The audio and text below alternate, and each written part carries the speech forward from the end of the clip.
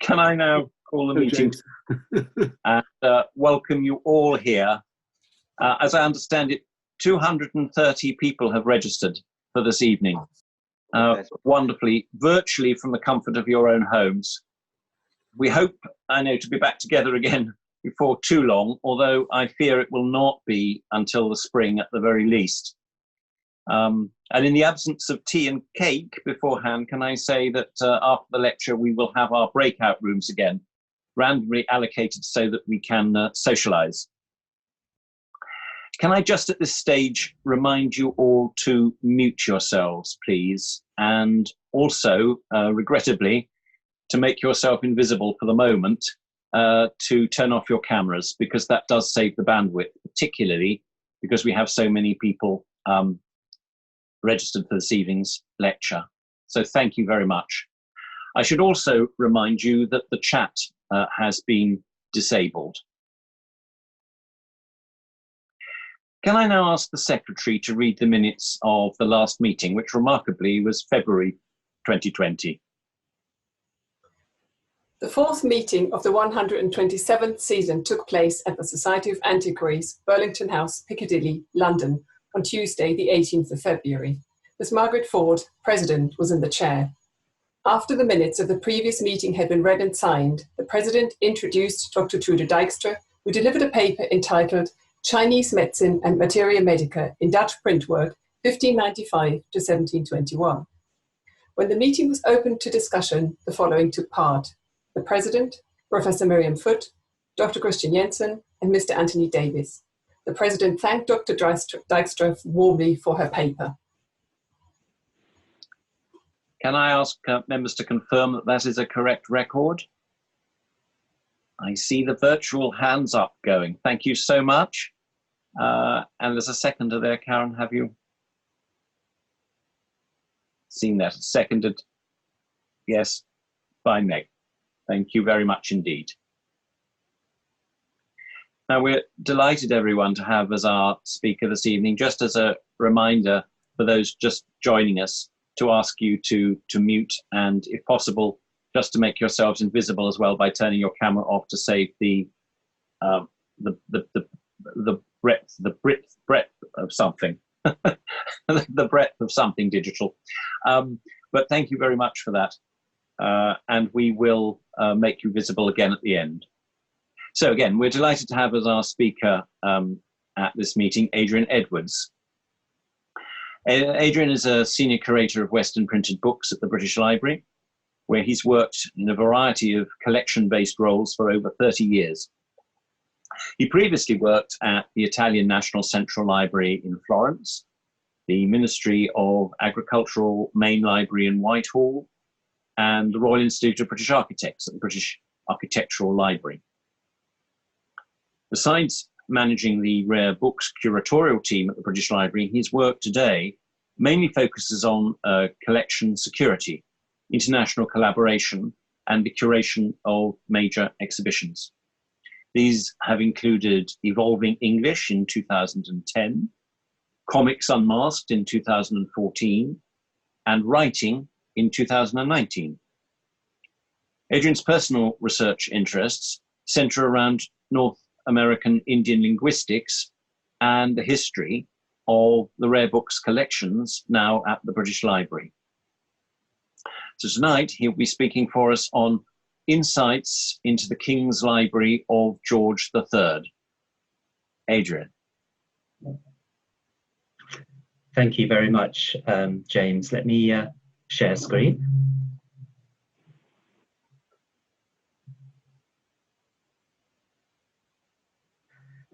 Right, so thank you. Thank you, and thank you very much for inviting me to this Bibliographical Society talk. And a special thank you to Karen for making the arrangements for this evening. So today I'll be talking about a wonderful collection of books that many of you here today probably know something about already. A collection formed by King George III and his staff, and which today is in the brass and glass tower at the heart of the British Library in London, where it's known as the King's Library. So this talk will look at the collection from three perspectives. First, a brief background to the collection as a whole. its formation, transfer to the British Museum, and later ownership by the British Library. Second, a look at the damage caused in World War II when a bomb fell on the King's Library Gallery, the long-term impact of that damage, and where things stand today. And third, some initial observations on the question of Americana among the books and pamphlets in the King's Library. The focus throughout will be on the printed books and pamphlets, and not so much on the manuscripts or single sheet maps and engravings. These do form part of the broader collection, but have not been stored as part of the King's Library for well over a century and a half now. I appreciate that many of you will know more about George III than I, and may have worked with the books that are in the King's Library. Nevertheless, my presentation, it's full of slides, does contain lots of new research, and I hope you'll all discover something of interest. So part one, a quick run through the formation and history of the King's Library. Most of this is standard history, well documented in works such as Elaine Painting's 1989 short publication called The King's Library, or indeed in Phil Harris's 2009 chapter of the same name in Libraries Within the Library, edited by Giles Mandelbrot and Barry Taylor. The person behind the collection is, of course, this man, King George III, who reigned in Britain, Ireland, and various colonies from 1760 until 1820, this year making it 200 years since his death. And he was separately elector and from 1814 king in the separate German state of Hanover. He was born in London, spoke English as his first language, unlike George's 1 and 2, and never visited his German territories. In fact, he didn't travel far at all. He seems to have stayed in the southern half of England, and among his longer excursions would have been his trips to Weymouth, where from 1789 he spent many of his summers. He did, however, spend 6 decades building a particularly fine library in central London. So what is this library? Well, at its core is a collection of nearly 80,000 printed books and pamphlets, published in Britain, Ireland, and continental Europe, and to a much lesser extent in the Americas. The publications date from the mid-1450s, Gutenberg Bible, through to the early 19th century, and I'll come back to the date of the latest item later on. But first, why might George have wanted to build this library? Before him, there had been a major royal collection of books and manuscripts, begun in the reign of Edward IV, which was by the mid-18th century in storage at Westminster School. But George II, the grandfather to our George, had given this collection to the British Museum in 1757. The young George III therefore had the opportunity to build a new library. And as a teenager, he had been trained to be a collector by his tutor, the Earl of Bute. By examining surviving catalogues and copy-specific features such as book bindings and inscriptions, others, such as Elaine Painting and my former colleagues John Goldfinch and Lotte Hellinger, have been able to suggest where many of the books, particularly the early acquisitions, might come from. Some came from the personal collections of his royal relatives, what I know colleagues at Windsor have described as satellite royal libraries. These include those of William III and Mary II, Queen Caroline of Ansbach, who was our George's grandmother, and Frederick, Prince of Wales, his father, who died when George was just 12 years of age. Within these, there also seem to have been books once owned by further royals, including George I, George II, and even Charles II. This first edition of Hooke's Micrographia being a possible example. You can see Charles II's arms on the upper board, with the typical George III monogram, G3R, superimposed on the top. And then in 1763, a few years into his reign, George acquired for £10,000 a large collection of books assembled by Joseph Smith, a banker, art dealer, and book collector based in Venice, who had also been the British consul there until fairly recently. George III, in fact, had wider transactions with Joseph Smith, as he also acquired drawings, paintings, and coins from him, including the world's largest group of Canalettos. For a long time, it was thought that no portrait of Consul Smith survived, but this watercolour has recently been identified as him. A number of the books purchased from Smith are bound in cream parchment with distinctive red and green labels on the spines. And if you're in the British Library, you can easily see these from outside of the tower. Just the books from the sources mentioned so far would have made George's collection one of the larger private libraries of the day. But the majority of the books were in fact acquired in the following half-century as purchases made through the book trade.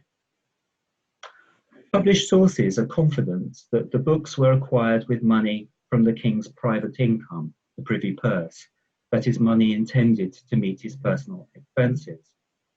Unfortunately, the privy purse accounts for 1773 to 1810 are now lost, and no relevant booksellers' accounts relating to the building of the King's Library have yet been found.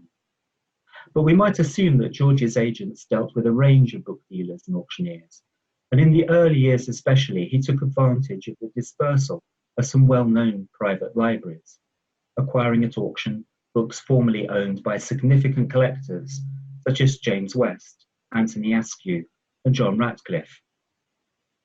The book dealers most closely associated with George III and the King's Library are, of course, George Nicol and later his son William. George Nicol, in fact, was the King's agent at the James West sale, and from 1781 to 1820 was officially styled bookseller to the King. But the person most associated with helping George III to build his library was this man, Frederick Augusta Barnard, the son of a royal page, who was eventually to become royal librarian in 1774. It was Barnard who appears to have done more than anyone else to develop the collection in a systematic way. And it was Barnard who, in 1767, engineered, at the King's bequest, the famous meeting between George III and Dr. Samuel Johnson. The outcome was that Dr. Johnson was asked to provide Barnard with advice on what to collect, clearly with Barnard's imminent book-buying tour of the continent in mind. The contents of the letter containing Dr. Johnson's advice to Barnard is reproduced in the introduction to Volume 1 of the King's Library Catalogue, published in 1820. In this letter, Johnson recommends the formation of a wide-ranging collection. Specifically, he advocates for the acquisition of canonist, that is Catholic, books from Italy, legal books from Germany, first editions and latest editions, and old books with woodcuts. And indeed also suggests what not to buy, mainly local histories from continental Europe. The advice seems to have been followed, and the resulting collection is notable for its broad subject range. Most publications about the King's Library attempt to list the subjects covered, so I don't need to do that here.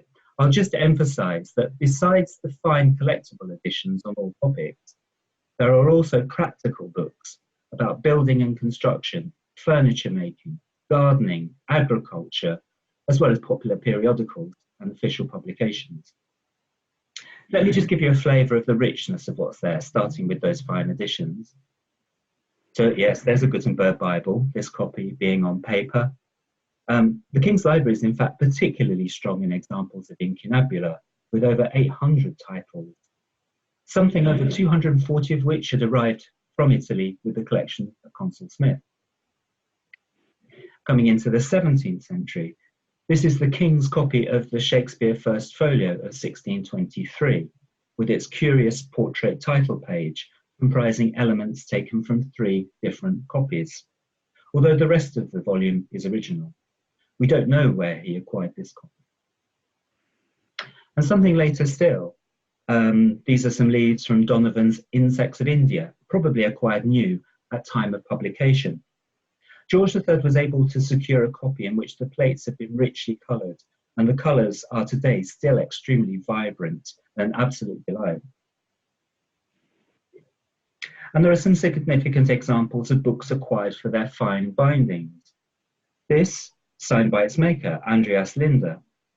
It was made for George III when he was a teenager, before he became king, and you can see the PG at the top there, presumably for either Prince George or Prince Georg.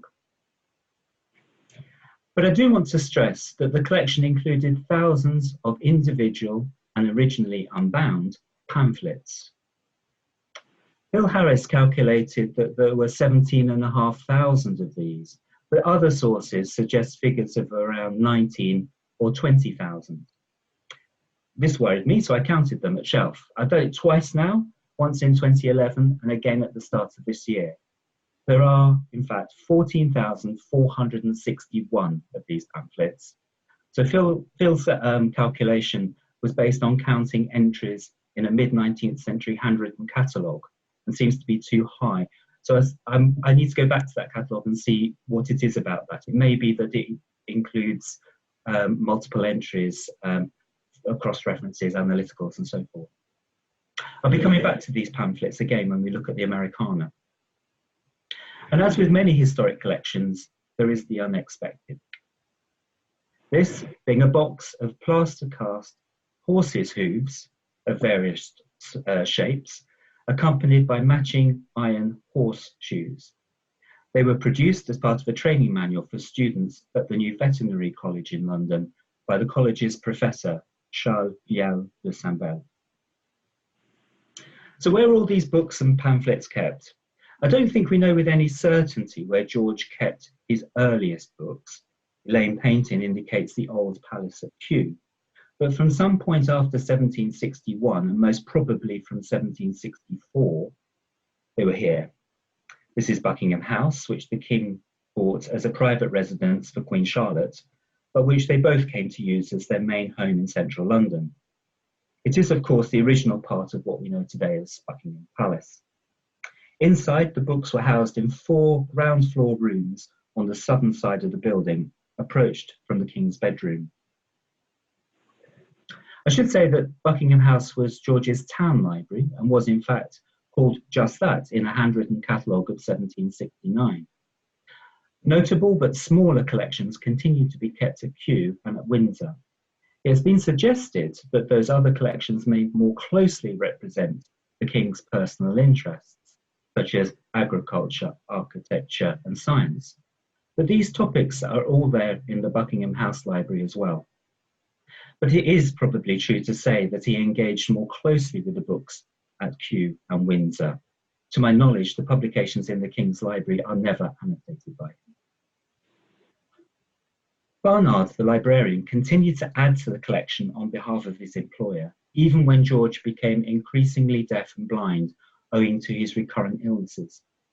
So that by the time of the King's death in 1820, the library comprised a little over 65,000 printed books, alongside the 14,500 pamphlets.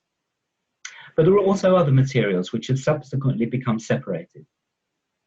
446 manuscripts, also now at the British Library, but since 1841 integrated into the Western Manuscripts collections, where they are known as the King's Manuscripts. Tens of thousands of single-sheet maps and views, subsequently bound into albums in the British Library Map Library, where they form the nucleus of the King's topographical collection, which my colleagues have just completed digitising, with images now freely available to anyone on the British Library Flickr account. And sea charts, no longer all together, but with a substantial part in the British Library map department, where they form the King's Maritime collection. And there are other materials still that are even now held by departments at the British Museum, primarily prints and drawings and coins and medals. After George III's death, the collection fell to his son, George IV. This was both problematic and an opportunity for the new king. The library and its staff were expensive to run, and George IV also had plans to remodel Buckingham House as a larger palace, better fitted to his main central London residence, for which he would need the rooms then occupied by the books. Rumours of a potential sale to the Russian Tsar circulated in the press during 1822, but in the end, on January the 15th, 1823, George IV wrote formally to his Prime Minister, Lord Liverpool, officially expressing his desire to present the collection to the nation. Several destinations in London were proposed, including the Banqueting House and Somerset House, but the British Museum was perhaps always the most likely destination, and that was the decision endorsed by a parliamentary select committee. The books were moved temporarily to Kensington Palace while a new building was constructed at the British Museum site, although 35 works were kept back by the new king for the Royal Library at Windsor, almost all personal gifts to his father from the antiquary Jacob Bryant. The new building, along the eastern side of the historic Montague House, was the Robert Smirke structure we see today, with the King's Library, or the Enlightenment Gallery, at its heart. This 92-metre-long room was completed at the start of 1828, and the books moved across in the following summer, along with 7 library staff, including librarian Frederick Augusta Barnard and royal bookbinder William Armstrong. This was the year that Barnard was knighted and was finally encouraged to retire, aged 86. A few books and periodicals continued to be added to the King's Library even after this. The final volume to be added is in fact an issue of the Gentleman's Magazine from 1868, long after George IV, long after William IV, and 31 years into the reign of Queen Victoria. Ownership of the collection stayed with the British Museum until 1973, when, as part of the Department of Printed Books, the King's Library transferred to the British Library. But as many of you will recall, for 25 years it remained in the King's Library Gallery at the museum, whilst the new building was designed and constructed.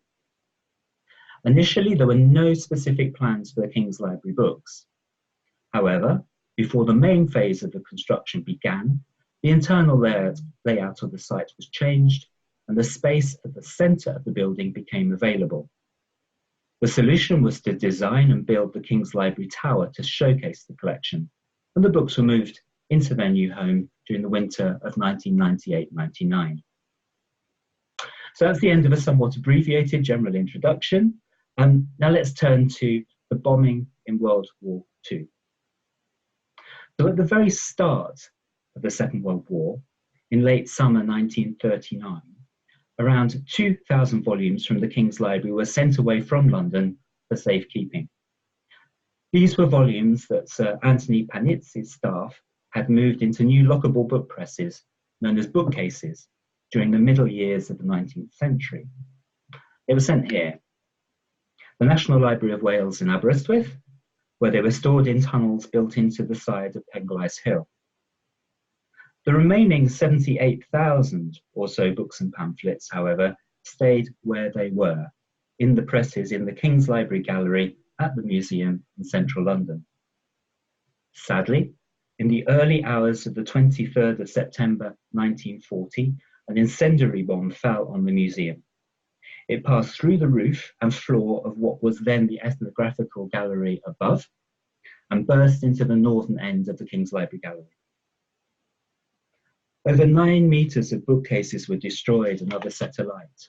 Vast amounts of water were used to extinguish the flames, which in itself caused further damage to the books. My research has shown that 261 works, that's 368 volumes, were totally destroyed, and dozens more were seriously damaged by fire or indeed water. This photograph from the British Library Archives purports to be the King's Library books drying out in an empty antiquities gallery. However, several of us at both the museum and the library have looked at it and we're not convinced. There are too many books in my mind for them to be George III. I think that these are more likely to be books damaged in a later bombing of another part of the museum. I would suggest the southwest quadrant. Nevertheless, the photograph gives a good sense of the scale of the problem of drying out all these books. This slide shows the statistics. Of the 261 works totally destroyed, most were 18th century publications, reflecting contemporary collecting by the king and his librarians. And you can see that the largest proportion were Italian and British editions, followed by German and French ones. Summarising the subject matter is not straightforward, but cross-referencing to catalogues, I've concluded that the losses focused in areas such as coins and medals, the antiquities of ancient Greece, Rome, and indeed Britain, and the history of travel and exploration in Asia and the Caribbean. A list of all the titles is given in an article published in 2013, but you can see the beginning of my list here. And in addition to the books that were totally destroyed, many others were left badly damaged. I can easily point to 18 such titles where the damage is still clearly visible. Two examples here of fire damage. The 1623 French edition on the left I only spotted recently, and there are only 2 other editions in the UK. The Italian edition is a little more common, with 5 other copies around England and Wales I could find. And here a typical example of water damage. Again, a fairly rare work. In Britain, there's just a copy at Kingston Lacy in Dorset and 2 more in the Oxford colleges. A major programme to replace lost or damaged books began once the war was over, with duplicate copies transferred from the main collections to fill the gaps in the King's Library. These duplicates existed because the King's Library had been kept separate from the rest of the collection, permitting a certain level of duplication across the British Museum Library as a whole, despite the famous duplicate sales. Many, but certainly not all, of the transferred books contained this bookplate. Replacement books were also purchased or donated, and microfilm copies generously supplied by several other libraries, primarily the Bodleian and the Royal Libraries at Stockholm and Copenhagen. I should say that a few of these replacements were not exactly the same as the copies they were meant to be replacing. It was on rare occasions the same title but a different edition, and at least one bound collection of pamphlets was replaced with a different set of bound pamphlets by the same author, thereby introducing new titles into the King's Library that George III and his librarian never knew. Of the 261 works totally lost in the bombing, I estimate that we've been able to replace just over half. The others remained desiderata. I should say that the British Museum Library learned its lesson about incendiary bombs, and the rest of the King's Library was evacuated to the Bodleian from 1943 to 1945. And the King's Library itself, though, wasn't fully repaired and open to the public until the summer of 1951. And so to the third part of my talk this evening, I first look at some of my thoughts around the question of Americana in the King's Library. This is potentially an interesting topic for several reasons. George III was, of course, the last king in the 13 British American colonies along the East Coast, from Massachusetts Bay to Georgia. And during his reign, the political debates around governance, slavery, Indian rights, taxation and trade were hotly debated. It was also the period when the French colony of New France transferred from British administration, initially as the province of Quebec, later becoming Upper and Lower Canada. And there was still westward colonial expansion and a continuing search for an economically viable Northwest Passage.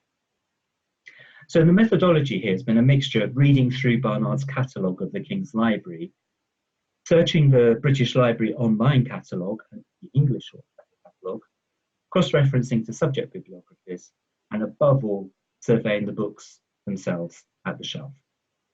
I've used a double definition of Americana. So yes, editions printed in what is now North America on any subject whatsoever, but also books and pamphlets published on this side of the Atlantic about topics relevant to what is now the territory of the United States and Canada. At this stage, I chose to exclude materials relating to Mexico and to the West Indies, though I appreciate that this may seem a little arbitrary to some. It was my original intention for this to form the sole focus of this talk this evening, but as I'm sure you'll appreciate, the coronavirus crisis has meant I had no access to the King's Library for much of the year. The work is therefore somewhat incomplete at this stage, and I hope you'll forgive the fact that I have more questions than answers. So what did I find? Well, in terms of works printed in North America, so far I've found just 38 items, and I don't think I'll find any more. In terms of works printed elsewhere about North America, has so far found 271 titles. So that's 309 Americana editions in total, 12% printed in North America, 88% printed on this side of the river. Approximately half of these works are monographs, some illustrated with plates and maps, but many not, and the other half are individual pamphlets, often of just a few dozen pages. There are also a couple of periodicals, the most extensive being a run of the Transactions of the American Philosophical Society for the long period of 1771 right through to 1837. Let's look more closely at the places of publication.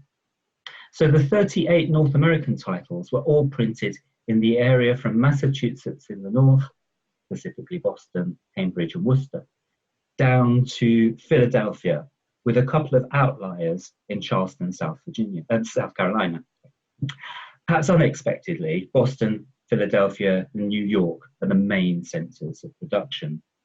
But a couple of small centres are also there. Litchfield, for example, in the northwest corner of Connecticut. Those of you familiar with the earliest American printing may realise that that means George III had somehow managed to get his hands on a copy of this. American Poems of 1793, edited by Elihu Hubbard Smith, regarded as the first general collection of American published poetry.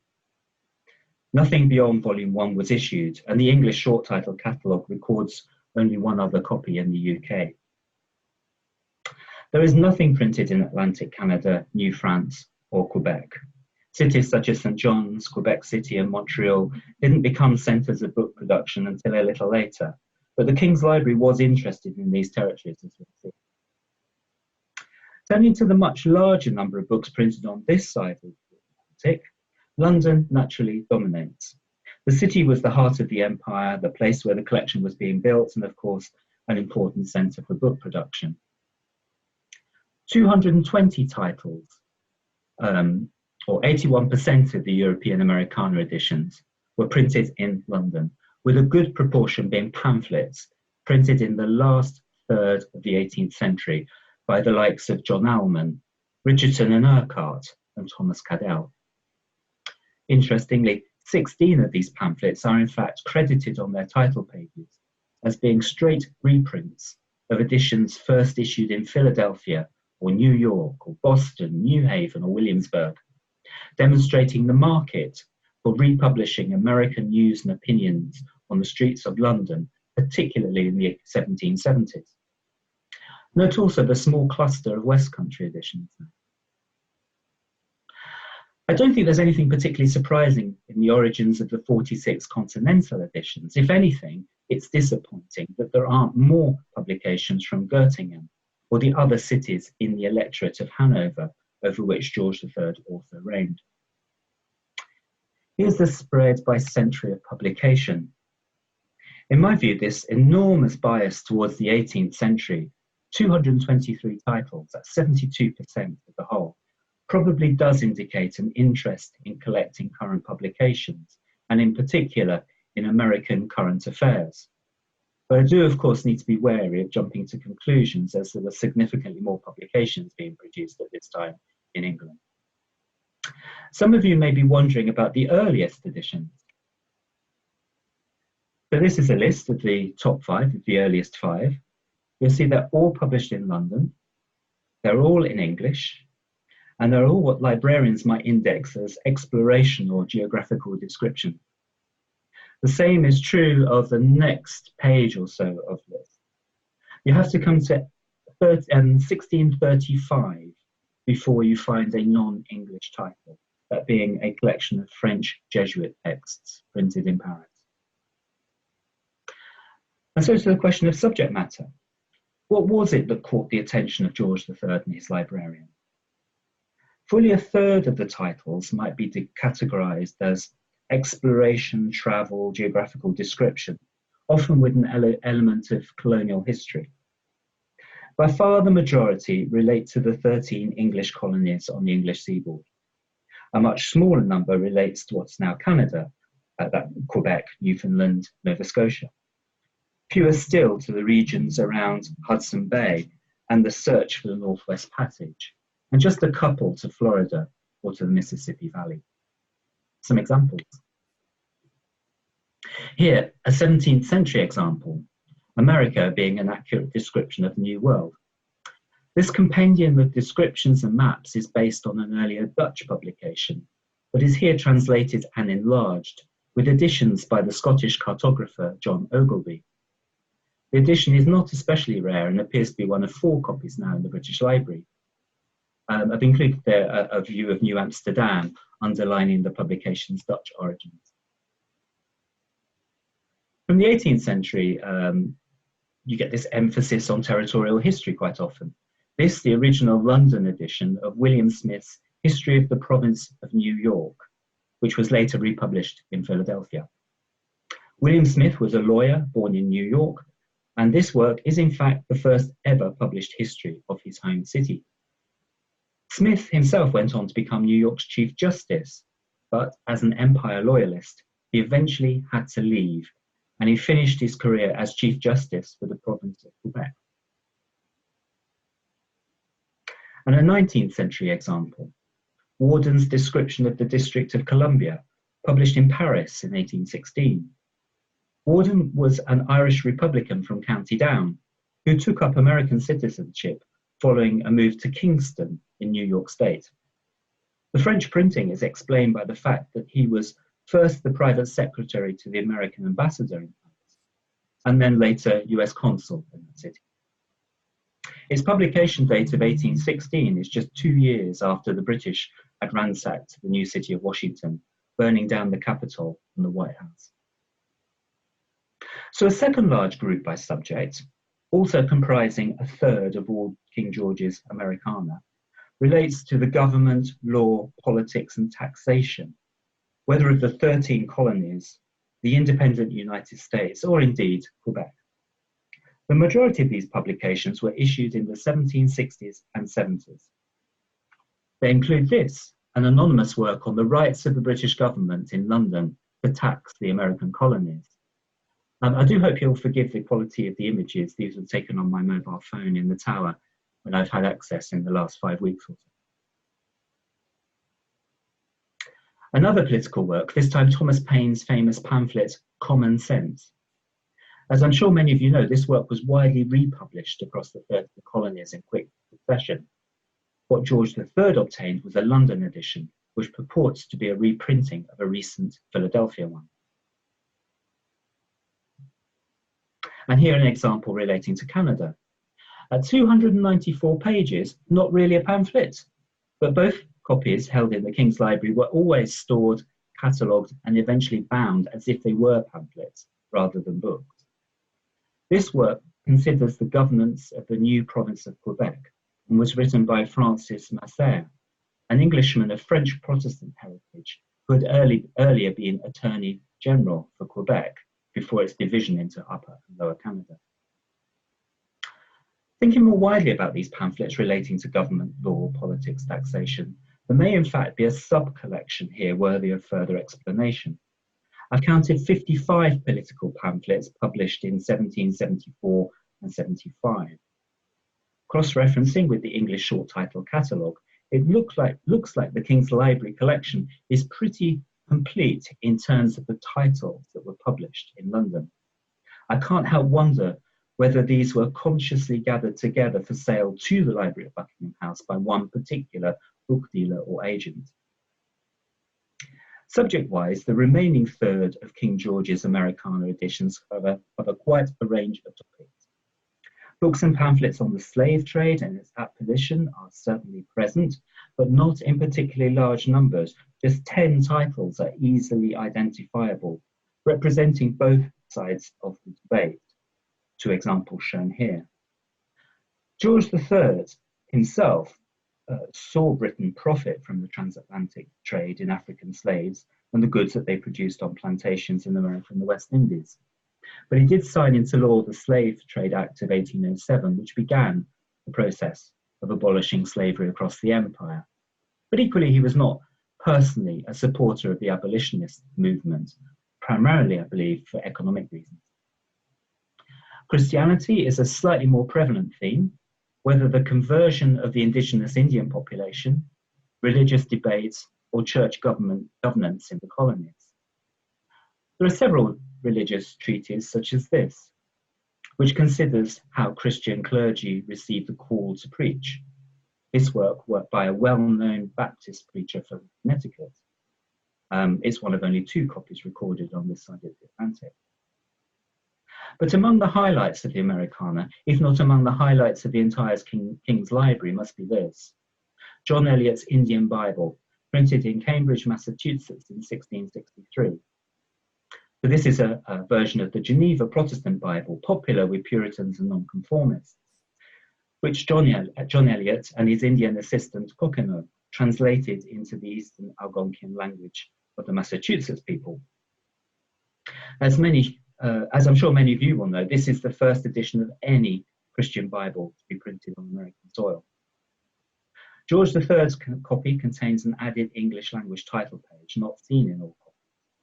It also has an added set of royal arms inserted as a frontispiece. I'm left wondering whether these are the arms of Charles II and that the book was a presentation copy for him.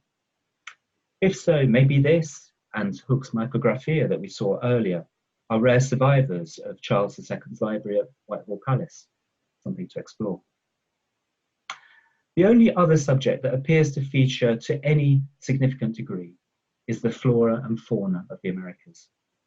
There are a dozen such titles, including an early edition of Catesby's famous Natural History of Carolina, Florida, and the Bahama Islands, and several illustrated works by notable French botanists, including Charles Plumier, André Michaud, and his son François-André Michaud, the latter works being primarily about trees. So what does that leave in terms of subject matter? Well, it's a ragbag. These titles give a feel for the range and might be of interest to some people in this audience. So some thoughts about the Americana in the King's Library as a whole. It looks like there was a definite interest in collecting publications of all periods relating to the discovery and description of the lands and peoples of North America. This has resulted in a collection that goes some way in tracking the progress of British colonization there. I would also suggest that there was a particular focus on contemporary politics as they related to the British colonies in the 1770s. This being evidenced above all by the comprehensiveness of the pamphlet literature.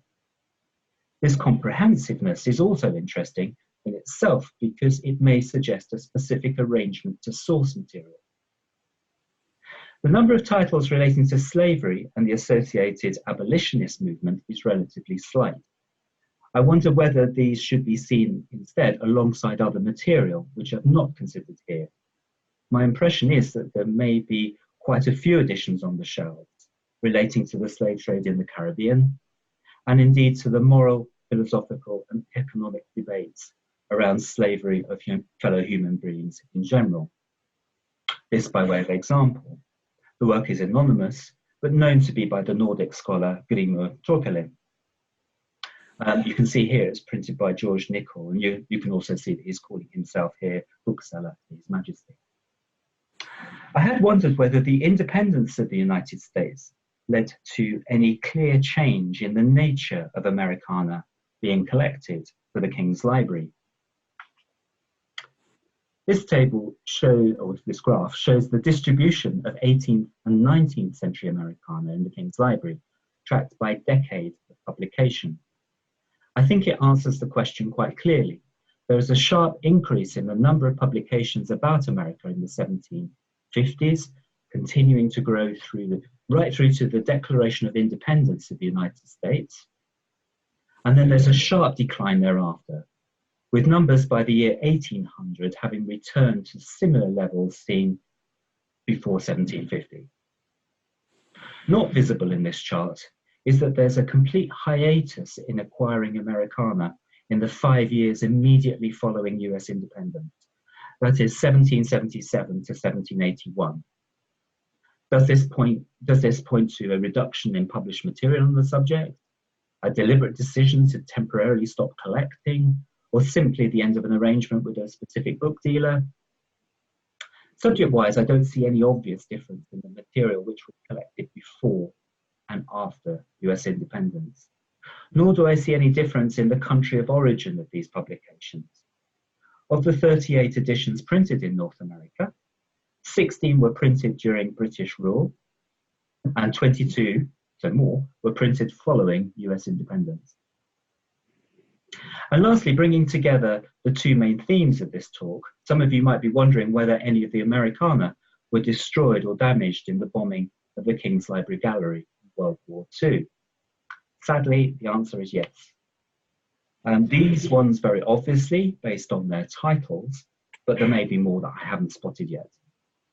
The first item on the list would be a particular desideratum, given that we still remain without a copy of this title in the British Library. I would observe that these are all items published in Britain and continental Europe. We don't seem to have lost any works printed on the other side of the Atlantic. So time to round up. So there remains much to do around the King's Library. Although every one of George III's books and pamphlets, and indeed every one of his maps, atlases and topographical views, is now listed in the main British Library catalogue, there's still a lot for us to do at the British Library. We need to enhance catalogue records with provenance information. We need to continue to replace items lost in World War II. We need to seek funding so that we can digitise the volumes. That way the text can be consulted remotely and the originals protected from overuse. And in terms of providing more, we need to do more in terms of providing more engaging and topical interpretation about this collection, both inside the building and on our website. And opportunities are there for researchers as well. I've already highlighted some questions that came to my mind as I was looking at the Americana. But more generally, we'd love to learn more about where George III and his librarians acquired this material. There's a particular interest in the young king's earliest acquisitions, including those from satellite royal libraries. I know that colleagues at the Royal Library in Windsor, for example, are particularly interested in the Charles II connection. In the meantime, the collection is well used, although I'm sure many readers in the British Library reading rooms are totally unaware that they're consulting a book that was originally acquired for George III and his Buckingham House library. I hope I've shown you that this may be one of the finest general book collections of its age. And the fact that it's still well used and still presenting us with questions is proof that King George, Frederick, Augusta, Barnard, and indeed the book dealers they were working with were pretty good at sourcing the books that generations of researchers and book lovers would find useful, informative, and inspiring. Thank you very much.